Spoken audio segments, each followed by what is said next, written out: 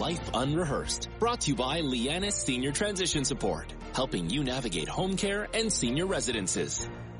And good afternoon. Welcome to Life Unrehearsed. My name is Matt Delvecchio, specializing in life transitions, downsizing, and the senior living industry. Coming up on the show, are you financially prepared for retirement? And are you taking into consideration the second half of retirement?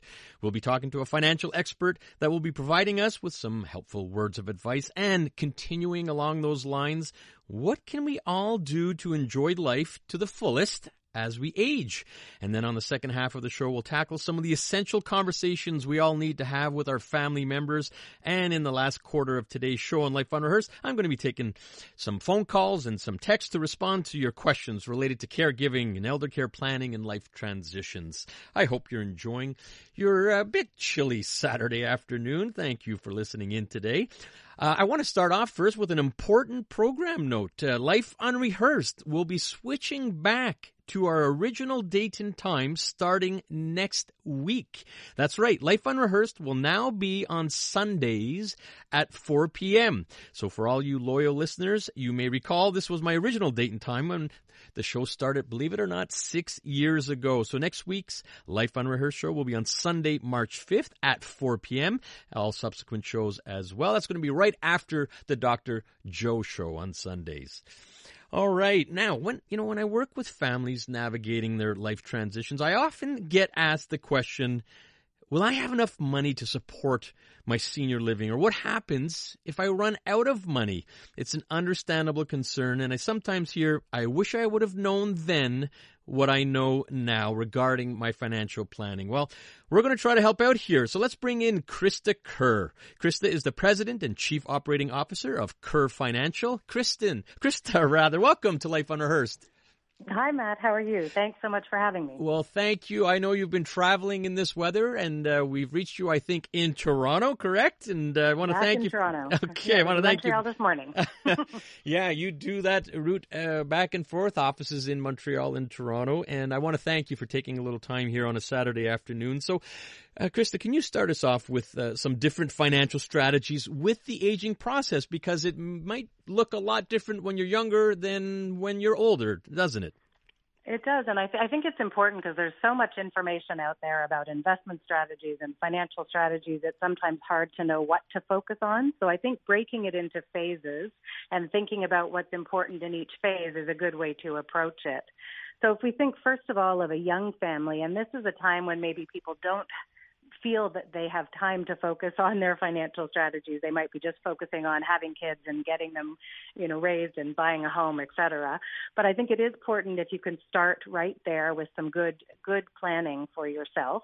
First of all, in that phase, you'd want to think about how to protect your family members who are dependent on the income you're providing to your family. So when you're the breadwinner for the family, you want to make sure that you've got enough life insurance and long-term disability insurance to protect your family. So really understand what's provided to you through your employer and see if you need to top that up. That would be one thing to do. The other thing similar to that in line of protecting your family is having wills and mandates. We call them in Quebec, or powers of attorney in Ontario.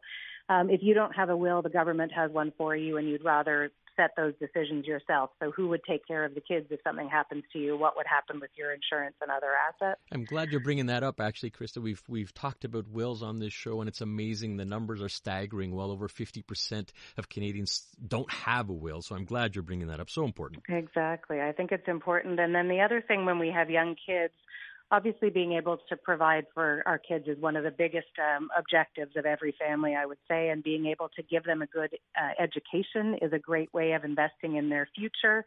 So registered education savings plans are really a good tool to use. If you start when your children are born and you put $2,500 a year or $200 a month, if you can afford to do that, the government will top that up with 20% or $500 per year. And that $3,000 contribution that you're putting in per year can well build to provide for your kids' post-secondary education by the time they're 18.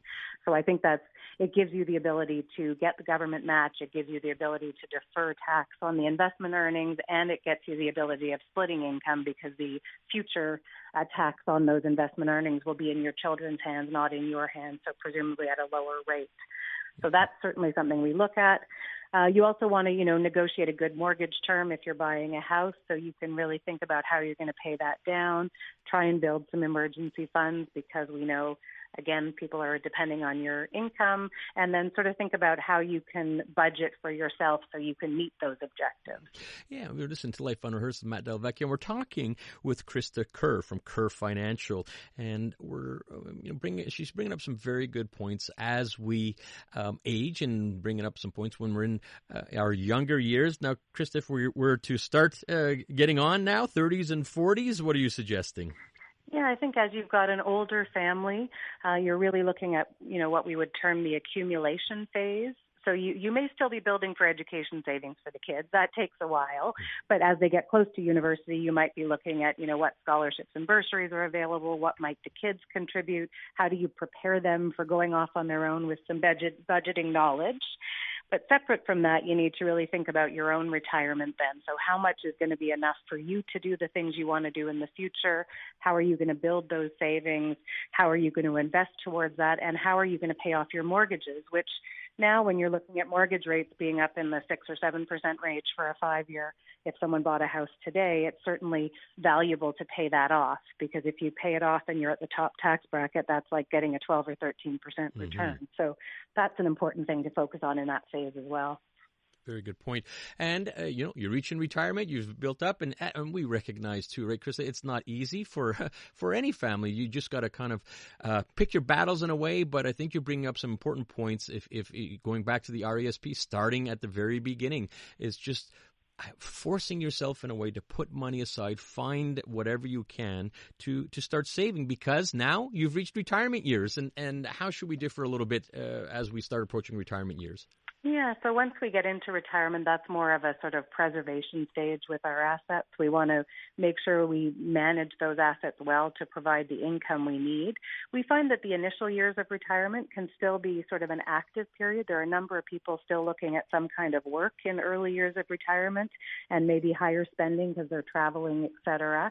But generally there you're looking at, where am I going to draw income from the sources that I've built up through my lifetime. So when am I going to draw on my CPP or QPP and my old age security? Probably I could wait till I'm 65, but there is a choice of taking it early at a reduced amount or taking it late with your CPP or QPP. So thinking about that, thinking about when you're going to tap into your RSPs, we still tend to say it makes sense to wait till you're 71, which gives you the maximum deferral, and to use some of your other savings first. But that idea of how am I going to draw on the funds that I have, and how am I going to turn my investments into something that's really providing a little bit more income for me? Mm-hmm. Right. So that becomes important. We also want to think about tax benefits. So when you're in retirement, you can split your income with your spouse if you're married. And that can be a way that the family has the same amount of money, but you're saving more and allowing yourself to have more for spending. So we want to make sure we're taking advantage of that. And the other thing we see a lot of, especially in early retirement, is people are still probably helping kids. Kids need a lot of help, especially with housing prices where they are. So if you want to do that, just make sure you've done a good projection of what you need first. It's that idea of, put your oxygen mask on yourself first before you help the others, just to make sure you've provided for everybody in the family. Absolutely. Talking with Krista Kerr, President and Chief Operating Officer of Kerr Financial. Krista, we only have about 30 seconds left, but we want to address something I see a lot in my world dealing with seniors and the sandwich generation. You've reached that second half of retirement now, and what about, contingency plans for the additional income that might be required?